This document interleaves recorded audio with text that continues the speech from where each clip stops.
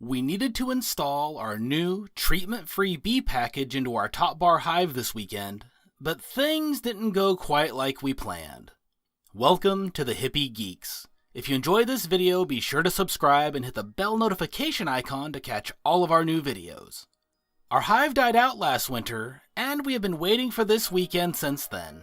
One of our favorite local shops, Eugene Backyard Farmer, gets in treatment-free bee packages every year, and this weekend was when they arrived. Before we even went to pick up the bees, we made sure to prep the top bar hive. We cleared out all the hive debris and got the feeder set up. We like to feed new packages for the first couple of weeks as they need tons of energy to draw out fresh comb in an empty top bar hive. It had been threatening to rain all day, but as we got set up it looked like we were going to have a break in the weather with plenty of time to get the bees installed. We were wrong. Right when everything was set up and ready to go, the rain started. While you might think that is a disaster, if you know what you are doing, you can get a hive installed in just under 3 minutes, which is what we did. Right at the start, we spray the bees in the box lightly with some of their feed. This doesn't hurt them and keeps them busy cleaning themselves off during the process.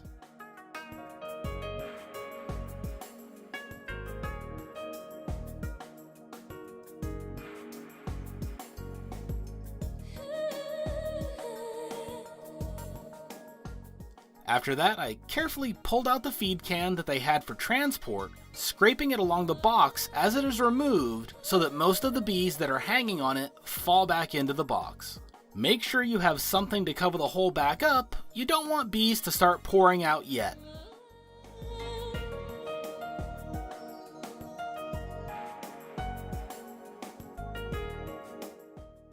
Set the feeder aside and get ready to take care of the queen. In this package, she is being held in a plastic cage that is being suspended next to the feed can. Carefully slide her towards the hole and then pull her up and out.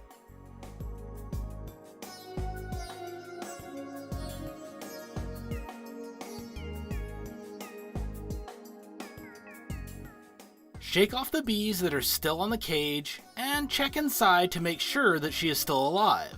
I then pulled off the plastic cap, exposing the candy plug that the bees will chew through to release her in the next 24 hours.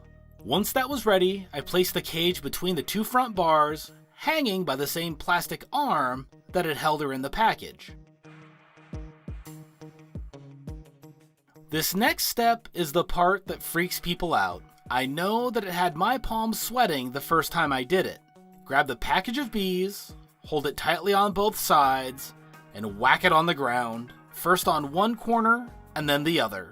This knocks the bees loose so that you can pour them into the hive. Yes, pour them in, just like a vase of water. You are looking to get most of the bees out, as the rest will exit the box on their own and look for the queen.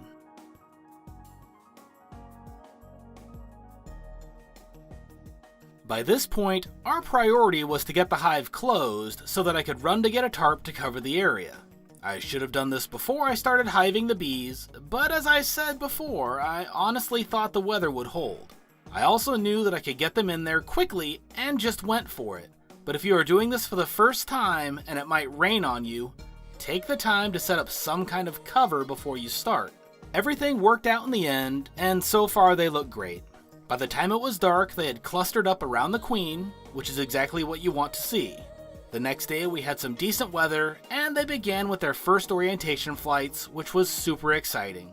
We don't know what they will do from here, but we are hopeful that they will thrive. If this is your first time here on the Hippie Geeks, it would be wonderful to have you subscribe. This channel is all about helping you visualize, learn, and create.